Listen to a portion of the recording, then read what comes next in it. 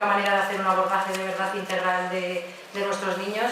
Y luego además es que veo por el público a muchas mamás, algunas os conozco y bueno, pues la verdad es que eso hace mucha ilusión, pero también, como os decía, ¿no? A vosotras un poco de respeto también, ¿no?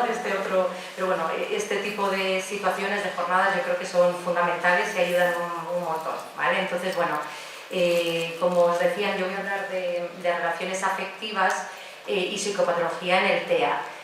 Os explico un poco qué quiero decir, ¿vale? A lo largo de estos 2 días hemos estado viendo qué dificultades hay y qué peculiaridades en los niños con TEA. Ahora Sonia me lo has puesto muy fácil, porque justo ella ha ido hablando de un montón de dificultades que se presentan, ¿no? Sobre todo, ella se ha dedicado más a la etapa de la adolescencia. Ayer hablábamos más del tema, por ejemplo, de la sexualidad, ¿no? Entonces, la idea es ver cómo en algunas etapas de la vida, en relación a estas situaciones, pues puede llegar a aparecer psicopatología, que entiendo que sabéis qué es esto de la psicopatología, ¿no? Es la aparición de síntomas o de algún tipo de trastorno psiquiátrico, ¿no? Que haya pues, un trastorno depresivo, un trastorno de la conducta alimentaria, ¿no? Tú me has estado hablando todo el rato, ¿no? Del tema de las autolesiones, ¿no? Pues que aparezca algo autolítico, autolesiones. Entonces, bueno, pues de eso es lo principal de lo que voy a hablar, ¿vale? Pero para llegar hasta ahí sí me parece importante empezar como antes, ¿no? No sé vosotras decís el primer día que las relaciones afectivas no son exclusivas de la adolescencia. Estos días hemos hablado más de ahí, pero yo me voy a ir más también a una visión como más amplia de las relaciones afectivas desde la más tierna infancia, ¿no? Las primeras relaciones precoces que tan importantes son, ¿no? Las relaciones con el cuidador principal, que es lo primero que vamos a ver. Y luego ya vamos a ir llegando, sí, a la etapa de la adolescencia y, como os decía, a ver ya los trastornos principales que se pueden dar en esas etapas, ¿vale? Os lo traigo aquí un poco para que veáis, ¿no? En primer lugar voy a hablar de cuestiones generales como son el vínculo y el apego, porque todos los que trabajamos en infanto-juvenil tenemos muy claro la importancia enorme que tienen los vínculos a lo largo de toda la vida y sobre todo los vínculos y las relaciones precoces, lo que ocurre en los primeros meses, como mucho primeros años de vida, porque sí que uno y otro estudio nos habla de que lo que ocurre en esos primeros meses va a condicionar de manera muy importante cómo se va a desarrollar la personalidad del individuo y desde luego también incluso si va a presentar más o menos frecuencia de salud mental, ¿no? Entonces vamos a empezar por ahí, luego ya iré más dirigido al tema del apego y del palabra de la responsabilidad parental, que luego os explico qué es por si no lo conocéis, ya más específicamente orientado al TEA. Luego ya el tema de la psicopatología, que os decía antes, qué trastornos son más esperables, cómo se presentan, qué dificultades tenemos a la hora de diagnosticar, ¿no? Porque es difícil por el perfil de los niños. Y luego al final os traigo, le he llamado viñetas clínicas, pero ni siquiera son tal, ¿no? Yo creo que he cogido como, he extraído como frases, cosas que me han ido diciendo algunos chavales en las consultas, sobre todo, para darles a ellos la palabra y que a través de sus palabras, un poco como también nos hacía Sonia, entender a través de ellos cómo viven las relaciones sociales, cómo se sienten a veces muy diferentes, el tema de la identidad que empezamos a hablar ayer, ¿no? Cómo en un momento dado están en un proceso de la identidad y qué les supone el diagnóstico, el duelo del diagnóstico para los niños, también para las familias en un momento dado, o sea, bueno, pues todo eso será un poquito más al final, ¿vale? Es verdad que yo no tengo tanta gracia como los ponentes de ayer, pero en todo caso espero no aburriros demasiado o no irme a algo muy técnico. Si es así, me paráis, me lo decís y como hicisteis ayer, que si hay cualquier cosa y queréis participar, me decís, me paráis y participáis, ¿vale?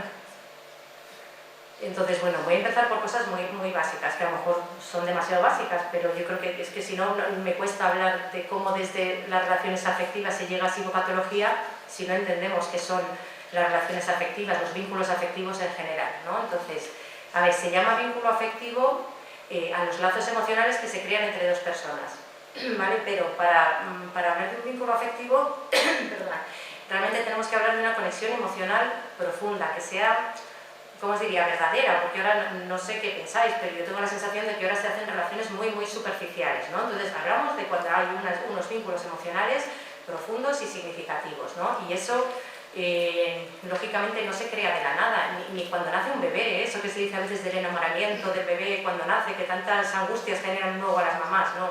El proceso del vínculo tarda unos meses. tarda un tiempo, tiene que haber una serie de interacciones repetidas, de situaciones compartidas que va haciendo que se genere una situación pues, de apego entre las... Bueno, no apego, no es la palabra, de afecto, de amor, de cariño, de confianza. Eso es a lo que se llama vínculo afectivo, ¿vale? Entonces, muchas veces, no sé si os pasa o lo habéis escuchado, pero muchas veces se confunde el término de vínculo con el término de apego, y son cosas diferentes. ¿Os sonaba esto del apego? Porque es verdad que en lo nuestro se habla mucho y fuera también, pero a veces se confunde un poco, ¿no? Entonces, se llama apego al vínculo emocional, pero a uno específico, al que se crea entre los bebés y su cuidador principal, pero los primeros meses y como mucho años de vida, ¿no? Vais a ver que cuando hablamos de cuidador principal casi siempre nos deslizamos a hablar de las mamás, porque la realidad es que los primeros meses de vida ese papel lo suelen ocupar las mamás, pero podría ser cualquier persona que estuviera desempeñando ese papel en esas etapas precoces, ¿vale? Otro término que a lo mejor escucháis, que ya os he dicho yo al principio, es el de las relaciones precoces, ¿no? La gran importancia que tienen las relaciones precoces, esas primeras interacciones, cuando un bebé hace no sé qué cosa, la mamá le responde, entonces el bebé responde, bueno, pues un poco ahí, en esa época es en la que vamos a estar hablando. Entonces, se considera que el apego es una conducta que está biológicamente determinada, es decir, que hay como algo innato y que de alguna manera participa en la supervivencia de la especie, ¿vale? Entonces, se entiende, por ejemplo, que cuando un niño está en una situación de estrés de repente, un niño pequeño, está en una situación de estrés, hay una amenaza en el exterior, el niño va a desarrollar una serie de conductas de apego, que se llaman, que es que se va a ir acercando a su figura de cuidador principal, va a buscar en general su proximidad y casi siempre su contacto físico y va a buscar realmente la protección, ¿no? En ese momento la figura principal se comporta como un refugio seguro para el niño. El niño se va calmando en principio, si va todo bien, y entonces ya puede volver a explorar el mundo, se puede separar de la mamá y ya la mamá deja de funcionar como un refugio, ahora es una base segura, una base, algo que está ahí, que el niño le permite explorar, pero siempre sabiendo que tiene a su mamá ahí al lado y que puede volver si lo necesita, ¿vale? Entonces, bueno, ¿qué hay al otro lado de ese bebé que inicia unas conductas de apego? Pues unos cuidadores principales, ¿no? Estamos hablando principalmente de la mamá. Aquí es lo que se denomina responsabilidad parental, que sería, también se le ha llamado sensibilidad materna, son conceptos parecidos, que al final es algo así como la capacidad de los padres a detectar adecuadamente y entender las demandas del niño y dar la respuesta lo más ajustada posible, ¿vale? Lo más ajustada posible, aquí nadie es perfecto, nadie detecta, no sé si conocéis a Winnicott, pero Winnicott decía la frase esa famosa de madres suficientemente buenas, que decía Winnicott, ¿no? Vale, entonces, quedaros un poco con estas dos ideas, tanto lo del apego como la responsabilidad parental, porque luego vamos a ver qué ocurre en los chavales y chavalas con TEA, ¿vale? Pero para llegar hasta ahí sí que me parecía importante describir mínimamente la teoría del apego. ¿Conocéis la teoría del apego? Vale.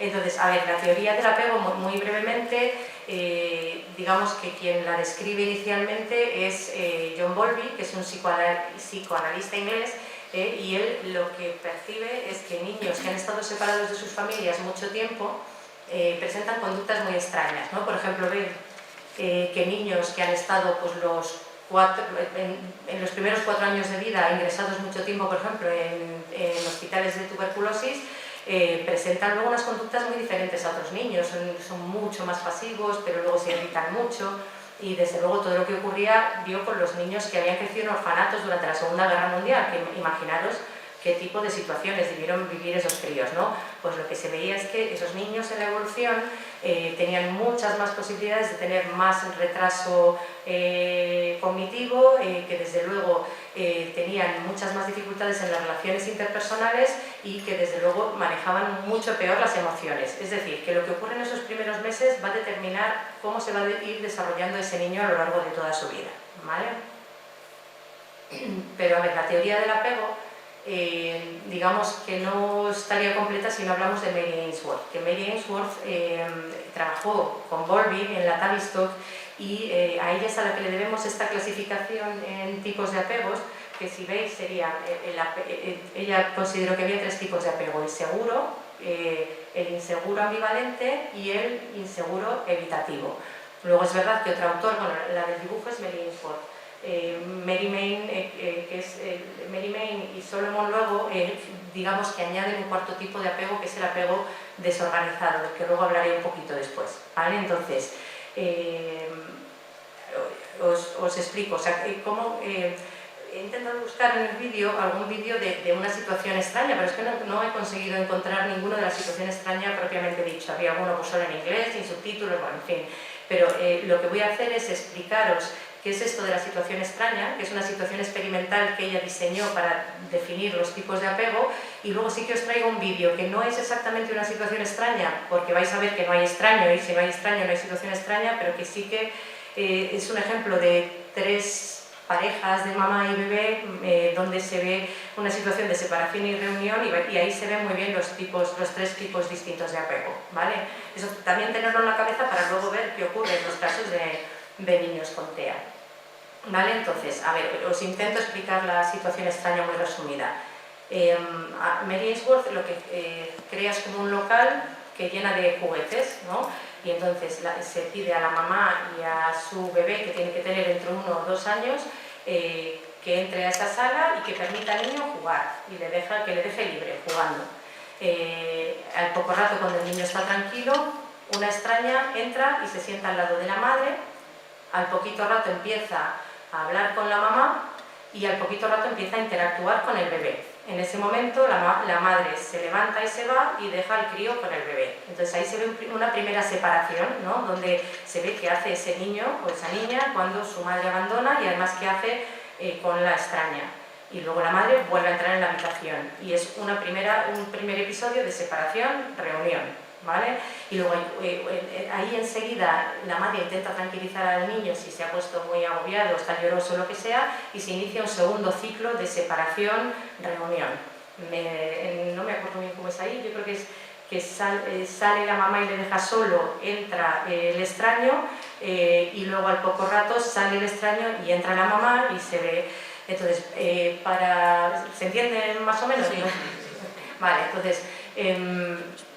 para Mary Ainsworth, lo que ella veía importante para clasificar los tipos de apego no era tanto el momento de la separación, porque cualquier niño en un momento de separación en general se angustia, sino que lo que realmente le daba importancia era el momento de la reunión, es lo que le permitía distinguir los apegos, ¿no? En principio, en el apego seguro, el niño enseguida se va a ir hacia la mamá, se va a dejar ¿no?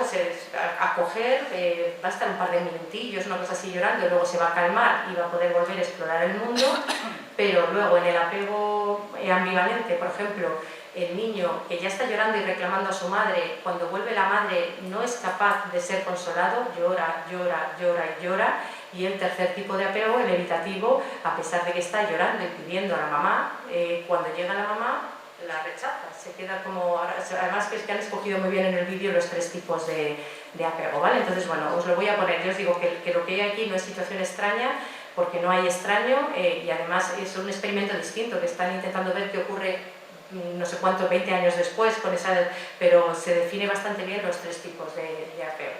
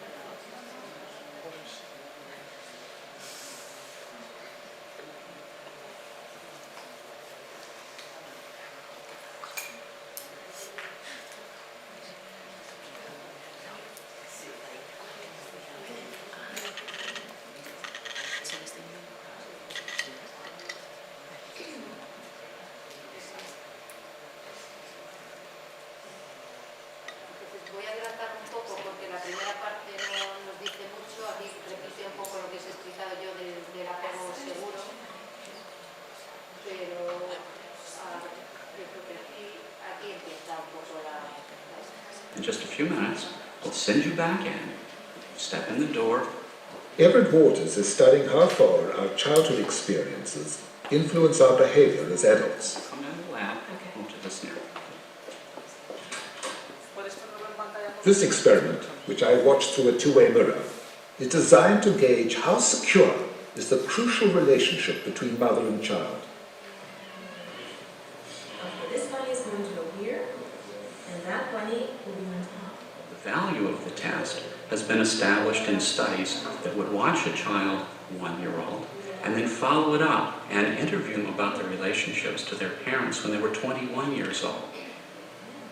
So we're quite confident in the long-term significance of this relationship. After several minutes play, the mother is signaled to leave the room. So I'll be back in 1 minute, okay? I'll get you back in 1 minute.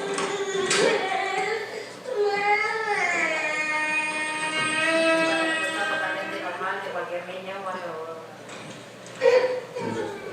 For you. Sure, I feel. But she'll survive. The key moment in the experiment is the child's reaction to her mother's return. The important clue is whether the baby's able to become calmed down by the contact with the mother, get back to play. Sometimes it takes a couple of minutes. You see, when the mother was out, she was only interested in the mother, no interest in the toys. Now she has a contact with the mother, she's beginning to show a little interest in the environment, and shortly she'll be right back with the toys where we started. So you would call this a secure moment? Yes, Es un apego seguro. Now this is another pattern that we see in babies who are not good at using their mother as a secure base at home. This baby is also insecure.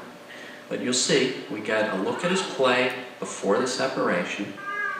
Mother's left. When she returns, she picks him up. He can't calm down. He's still upset. She offers a toy to amuse him or to comfort him or to distract him, and he slaps it away. She offers another, he slaps it away. He's angry. We call these babies resistant or ambivalent because they both want her back and yet can't use the contact. We think that the difficulty is that in the past, when he sought comfort, she's been inconsistent as to whether she's available and responsive or not. Now, this is an insecure baby. We get the measure of the baby's play before the separation. When the mother leaves, the baby cries, goes to the door following her. Now, we sent the mother right back in. Now, the point here is not to distress the baby. We're just trying to challenge it. The baby puts her hands to her face, a sad expression, her face down. When she picks her up, she keeps her head down, her arms out, and then she sits in the chair holding the baby. The baby's still sullen. He's low-keyed. So you would call this insecure? Yes, insecure. He's avoidant. He's not engaging her, and the reunion's not effective. And it's important to remember here that the thing that upset him was her absence. Her return should be the solution to his problem. Do you think these really are indications for vulnerability for depression later in life?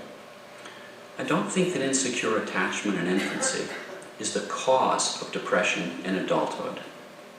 However, when a child learns that he can trust his mother to be available and responsive, he's beginning to learn that you can trust other people, that you can turn to them when you're in trouble. The baby is also taught by the mother, as he gets older, how to understand his emotions, how to construe events that happen to them. Every bump in the road is not a disaster. This is a powerful asset when you encounter difficulties in life.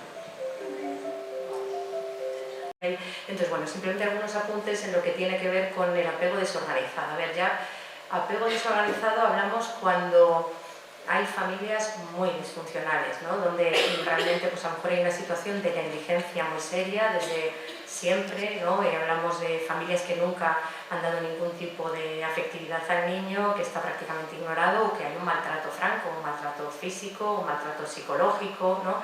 Es decir, que lo que hay es una falla en las relaciones significativas, en lo central, digamos, porque eso sí que lo dije en las otras jornadas, ¿no? La misma persona que se supone que te tiene que querer y cuidar es la misma persona que te está machacando, que te está maltratando, que a veces está abusando sexualmente de ti. O sea, es que eso, ¿quién construye qué así, no? Entonces, sí que es verdad que en esos niños, cuando se ha hecho esta situación extraña, pues se ve que son niños que presentan unas conductas que en algunos puntos parecen un TEA, en el sentido de que son niños que a lo mejor muestran como conductas muy contradictorias, en general mucha desorganización de la conducta, que pueden quedarse como paralizados, inhibidos, como desconectados, no responden, empiezan con estereotipias, con manierismos. Hombre, pues en todo eso lógicamente es necesario hacer un diagnóstico diferencial sin poder profundizar mucho más. A ver, un niño que tiene unas dificultades muy serias en las relaciones sociales y estereotipias de toda la vida, intereses restrictivos, hombre, pues va a ser más bien un TEA, ¿no? Y si estas cosas concretas ocurren en momentos más bien de picos de ansiedad, de separación, de reunión, pues ahí, ¿no? Pero claro, mucho más no me puedo meter, pero sería una pincelada, ¿no? Y también hablar de lo que tiene que ver con el otro concepto que a lo mejor habéis oído hablar, que es el trastorno de la vinculación reactivo, pero es que en salud mental sí que lo utilizamos en las distintas clasificaciones, que sobre todo se habla de estos niños, pues eso, que han tenido unos primeros meses, pues a lo mejor de estar viviendo en orfanatos, donde no han tenido ningún tipo de atención casi, o muchos cuidadores diversos, y ahí hay miles de estudios de que hablan que estos niños tienen unas características pseudoautistas o cuasi autistas, ¿no?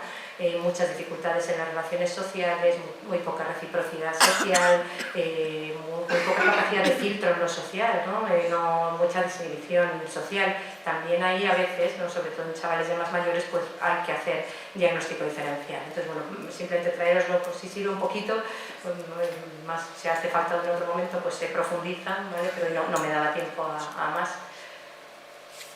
Entonces, todo esto que hemos estado hablando es en general de apego y de vínculo en niños, en población infanto-juvenil, ya sean con un desarrollo normotípico, con un TEA, pero vamos a ver qué ocurre ahora en los apegos, en el apego, y utilizando además la situación extraña, por ejemplo, en los niños con TEA.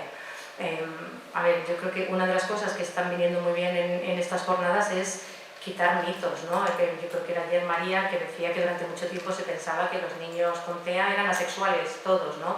Bueno, pues durante mucho tiempo también se ha pensado que los niños con TEA no podían hacer un apego verdadero, significativo con sus personas de referencia. Incluso es que en Kanner, que fue la primera persona que describió el autismo, pues en Kanner esa era una idea principal, el problema de apego en la base del tema, ¿no?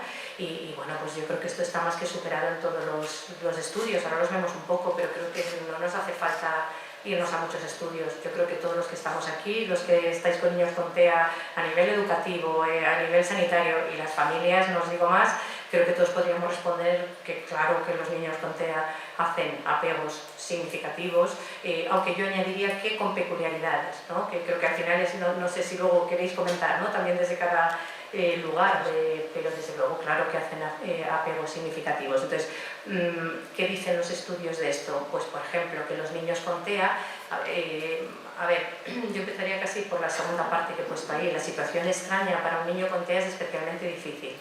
Imaginaros en cualquier niño, ya es un poco nazi esto de estar sacando o metiendo, pues en un niño con TEA, ¿qué le cuestan los cambios? ¿Qué le cuestan las situaciones?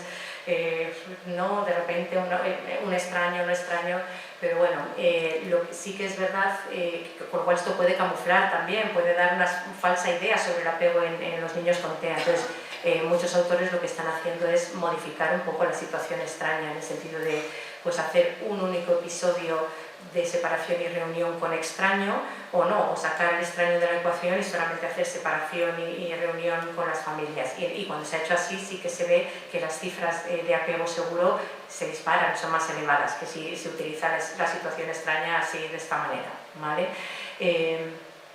Pero ¿qué se ve en la situación extraña? Pues un poco lo que es razonable, que los niños, claro que presentan unas reacciones diferentes en el momento en que la mamá sale, ¿no? Y eso yo lo veo en la consulta. Si yo quiero dejar a un chaval y le digo a los padres que se salgan, algunos ya, hombre, ya cuando me conocen se van quedando, pero al principio pues se agobian, ¿no? Luego, lógicamente, en la situación extraña se veía que hacían mucho más relación, lógicamente, con las mamás que con la desconocida, también evidente, y también me pasa en las consultas, ¿no? Que yo al principio a lo mejor veo a un niño y no interacciona conmigo y digo, uff, qué poca interacción, pero luego ves que con las familias se van hacia vosotros, suben encima, os dicen, entonces eso pues también lo vemos en el día a día sin necesidad de situación extraña. Y luego en la reunión, pues claro que se reúnen, ¿no? Claro que van, cuando vuelven los padres hay una reacción distinta a cuando llegan los padres. Además que estamos hablando otra vez del espectro completo. En algunos esto es una perogrullada, en otros chavales es más difícil de ver, ¿no? Pero bueno, en todo caso, al final yo creo que es pues, un poco lo que intuitivamente nos sale a todos, que está alterada la calidad del apego, pero no inhibida la capacidad de formar apegos seguros, ¿no? Es decir, que realmente los niños con TEA pueden manifestar las conductas de apego de una manera diferente, pero el apego está, ¿no? Y estamos hablando todavía de etapas muy precoces. Vale, y entonces, ¿qué dicen estos estudios famosos? Pues hablan de porcentaje de apego seguro en el TEA como en torno a un 50%. Población normotípica, no sé si acordáis, creo que era de 65. Bueno, con todos estos matices que os estoy diciendo, además de adecuar mejor lo experimental. Y lo que sí que se ve es que el apego inseguro aumenta a medida que va aumentando la gravedad del trastorno y el retraso cognitivo, también tiene sentido. Y por último, pues que, a ver, en todo caso, que el establecimiento de vínculos de apego, lo que decía antes, es muy importante en niños con TEA, en niños sin TEA, porque va a favorecer mucho el desarrollo socioemocional y cognitivo de los niños. Y como os decía antes, si no existe un apego seguro en cualquier población infanto-juvenil, pues es más factor de riesgo de que pueda haber en el futuro algún tipo de psicopatología, ¿vale? Y por eso es también importante ver qué ocurre en el tema, en lo que llamamos responsabilidad parental, que como os explicaba antes es la capacidad de las familias, digamos, de entender adecuadamente, interpretar adecuadamente las demandas del niño y desde ahí dar una respuesta lo más ajustada posible. Entonces, bueno, yo creo que todos podemos ponernos, ¿no?, en la cabeza, ¿no?, en las familias, ¿no?, con un niño con TEA, sobre todo cuando son más pequeñitos, sobre todo cuando son preverbales, que a veces es muy difícil, se comunican de otra manera, expresan sus necesidades de otra manera y a veces cuesta, y algunos padres me lo dicen con mucha angustia al principio, es que no entendíamos bien lo que nos estaba pidiendo, es mucha angustia, mucha frustración, ¿no? Eso, y que bueno, que en ese sentido todo ese proceso hay que cuidarlo para que no se vea afectada la responsabilidad parental y por lo tanto también que no se vea afectada al final el establecimiento del apego seguro. Y luego, bueno, ayer empezamos a hablar, no sé quién empezó a hablar del duelo, ¿no?, del duelo que supone para los propios adolescentes recibir el diagnóstico, ¿no? Y eso es así, pero yo creo que hay otro duelo, que es el duelo que hacen las familias, que hacéis las familias, ¿no? A ver, yo en general, cuando se hace una devolución de TEA, muchas veces al final los padres te dicen que en realidad ha sido un alivio, ¿no? Porque hay una parte que te permite conocer, que te permite entender cosas que hasta ahora no estabas entendiendo, ¿no? Y muchos padres te dicen, pero si es que esto lo llevamos diciendo, si es que esto yo llevo diciendo que algo va mal y que pasa algo desde hace años y nadie nos hace caso, ¿no? Y he ido al pediatra y el pediatra me ha dicho eso, bueno, ya hablará, ¿no? Y esas cosas que escuchamos tantas veces. Entonces, hay a veces una parte de alivio, pero también hay una parte muy clara de duelo y a veces nos encontramos con situaciones pues, de mucha angustia en los padres, primero de negación, a veces de enfado, de muchas culpas. ¿Qué culpas de qué? Pero lo de las culpas y el cuestionamiento y qué habré hecho y qué no habré hecho, ¿no? Es algo que se vive con mucha angustia y eso es en general lo que nos contáis, ¿no? Y muchas veces supone una reorganización absoluta de todas las dinámicas familiares, a veces eso lleva a problemáticas de pareja, a veces a crisis, ¿no? O incluso a episodios depresivos en mamás más normalmente, muchas diferencias de cómo lo ve uno, de cómo lo ve el otro, o sea, bueno, son situaciones muy complicadas, que a veces ahí sí que también hay pues muchos sentimientos de incompetencia y a veces a veces ponéis en palabras como pues, mucha ambivalencia y mucha hostilidad, y que cuando se puede hacer eso es fenomenal, porque ¿quién no ha tenido sentimientos ambivalentes en la crianza cuando las cosas no van bien, ¿no? Pero si eso se queda dentro y si eso no se pone en palabras, a veces se complican mucho las cosas porque hay unas culpas por ahí terribles, ¿no? Y cuando se puede empezar a expresar todo esto, entonces, bueno, pues yo creo que hay que hacer un acompañamiento también, ¿no? Que nosotros, bueno, estamos intentando, vamos a tener ahora la psicóloga ya a tiempo completo, intentar apoyar también más en lo que podamos y con lo poco que tenemos en este momento, pero es fundamental por lo que decíamos antes, ¿no? Y al final, bueno, pues que está claro que cuando uno llega, a veces me habláis como una especie de, ¿no? Al principio no podía, no entendía y tal, y de repente algunos padres me hablan de ahora ya sí, ahora lo empiezo a entender, ahora empiezo a tal, estoy más sereno, ¿no? Y desde ahí, bueno, pues cuanto mayor es la aceptación al final, ¿no? Y más que la aceptación es el entender, intentar entender cómo funciona por dentro, ¿no? Y el chaval, pues al final, digamos que eso favorece este tema de esta palabra tan fea que es la responsabilidad parental, ¿vale? Entonces, bueno, como veis, he empezado por las relaciones precoces, que es de las que no habíamos hablado hasta ahora, ¿no? El recorrido más de todo lo que ocurre en la etapa de la infancia. Pero ahora ya sí llegamos a la etapa de la adolescencia, que ahí, bueno, muchas de las cosas las has ido explicando tú, Sonia, o sea que me has abierto el camino. Entonces, esta también, los que estuvisteis en la otra jornada, esta es la misma frase que puse de la adolescencia, un poco cambiada. Pero claro, luego cuando me puse a preparar estas jornadas y cogí esta frase y la empecé a leer y dije, ay, madre mía, o sea, esto, ¿cómo lo viven esto los chavales con TEA? O sea, cada frase es como un pum, ¿no? Y además, si os ponéis todo lo que ha ido diciendo Sonia, es que todo entra y yo lo desgrano, pero tú lo has hecho más extenso, ¿no? Entonces voy a leer con vosotros la frase, pero ir poniéndonos en el cerebro, es como si fuerais un chavalito, niño o niña con un TEA que está entrando en esta etapa y echar a temblar, ¿no? Porque, a ver, la adolescencia, hemos hablado, es una etapa de transición compleja. Entonces, se producen transformaciones sustanciales del cuerpo, ahora hablamos un poco de eso. Se define la identidad personal y sexual, se va produciendo independencia de los padres, se va elaborando un proyecto vital. Los vínculos con iguales adquieren un papel central y en el apego seguro el adolescente es capaz de mantener las referencias mientras negocia la autonomía y va desarrollando estrategias para regular las emociones asociadas con este proceso. Esto y nada, o sea, que es súper complicado, o sea, la adolescencia es complicada, pero para un chaval con TEA es como aterrador, ¿no? Pensar, si nos ponemos en su lugar. Vamos a desgranar un poco esta frase, la he ido intentando como desgranar. Dificultades para aceptar los cambios puberales y corporales. A los niños con TEA les asusta muchísimo los cambios, pero es que los cambios del cuerpo a veces les aterrorizan, lo llevan fatal, ¿no? Y a veces hay unas situaciones de rechazo, ¿no? Yo creo que no sé si era contigo que lo hablábamos ayer, ¿no, Sonia? Precisamente la dificultad de cuando una, no sé, una niña le empiezan a crecer los pechos, o el tema ayer que no paramos de hablar al final del tema de la menstruación, que salía todo el rato, es que es súper angustioso, ¿no? Que de repente a una niña le empiece a salir sangre por la vagina, ¿no? Entonces, pues eso es verdad lo que hablábamos ayer, sin aterrorizar, sin asustar, pero sí, hombre, anticipar y trabajar lo esperable, porque si no se pueden generar muchísimas angustias. Y bueno, lo he encontrado un poco ahí, pero ya que hablábamos de cuerpo, pero lo que hemos estado hablando también en varios momentos, el cuerpo también, en esa época los adolescentes es que no paran de abrazar, nunca, o sea, son muy tocones, ¿no? Y bueno, por aquí hay mamás, ¿no? Que hace poco en algún grupo hablábamos de este tema, ¿verdad? Y su hija decía, ¿qué?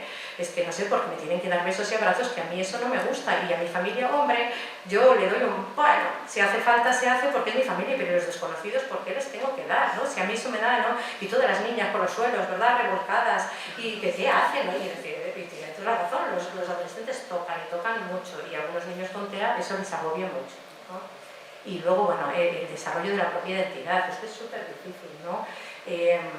a ver, hay dificultades propioceptivas en el TEA a todos los niveles, ¿no? A nivel, por supuesto, de lo perceptivo, ya sabéis, ¿no? También de lo emocional y de lo cognitivo. Tiene mucho más registro más bajo de las propias percepciones a todos los niveles. La lexitimia, que antes os explicaba también muy bien Sonia, ¿no? La dificultad para identificar y describir las propias emociones en un momento en que uno se tiene que empezar a definir y saber quién es. Y luego, bueno, pues eso, justo el duelo tras el diagnóstico, lo que hablábamos ayer, ¿no? Cuando un adolescente está en pleno proceso de asumir y de entender quién es, y lo que tiene ahí es una etiqueta diagnóstica amenazadora, pues es que lo viven con mucha angustia. Si yo lo tengo, a mí esto no me pasa, porque tienen también que procesar eso en un momento donde está todo como en ebullición. Luego, bueno, el tema, por supuesto, de enfrentar todo lo social, es que es justo lo que has contado tú antes, ¿no?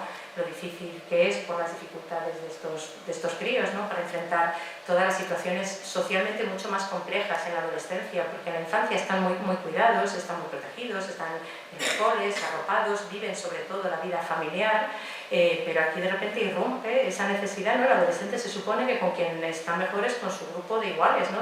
La demanda social se multiplica por 100 y la complejidad de todo lo que ocurre se multiplica por 100 y lo pasan fatal. Y yo ahí lo que veo es casi, vamos, muchos chavales que acaban con cuadros más depresivos, muchos es que ven la adolescencia de los otros adolescentes como si fueran todos aliens, o sea, no entienden nada, se angustian muchísimo, ¿no? El otro día venía un chaval, pero es que Ana, es que no puede, es que está tomando Coca-Cola en el recreo, pero ¿cómo puede ser si la Coca-Cola tiene azúcar y tiene cafeína? Y no entendía. Y además es que hay otros, fíjate, que fuman y que beben, pero qué barbaridad, ¿no? Visto desde una visión absolutamente adulta del mundo, con una angustia, ¿no? Y todo lo que habláis antes de las conductas de estas chorradas, de me peleo, digo tonterías, lo pasan francamente mal. Y a veces sí que eso les lleva a tal angustia que sí que puede llevar a entrar en cuadros más psicopatológicos. Bueno, luego seguía yo diciendo la necesidad esta de elaborar un proyecto vital. Hombre, para los niños con TEA en general, elaborar, ¿no? Con tiempo, hay dificultad en la temporalidad, hay dificultad en la abstracción, ¿no? En general los niños con TEA se quedan mucho en el presente, en lo descriptivo, y a pensar, si de 10 años voy a tener familia e hijos, les peta la cabeza. Y luego, bueno, el tema de la autonomía, que también ha salido por aquí, ¿no? Las dificultades que hay muchas veces en la autonomía, muchas veces la adaptación funcional en realidad es menor a la de otros niños de su edad.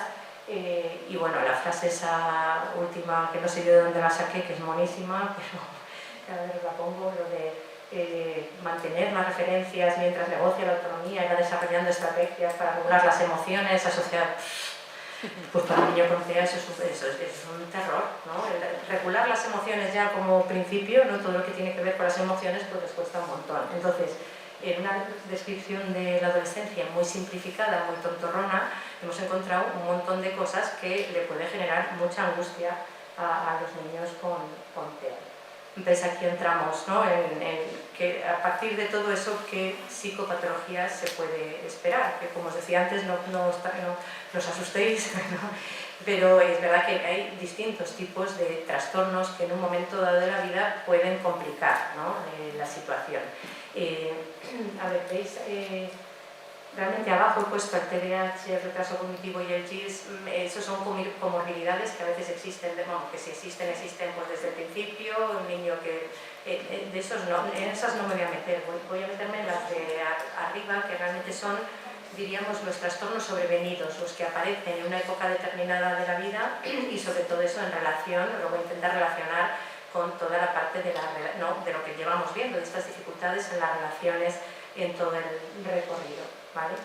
Entonces, bueno, trastorno con ansiedad, trastorno depresivo, trastorno de conducta, TCA es trastorno de conducta alimentaria, la anorexia nerviosa, por ejemplo, el consumo de tóxicos, que hablabais antes, y a veces los síntomas psicóticos.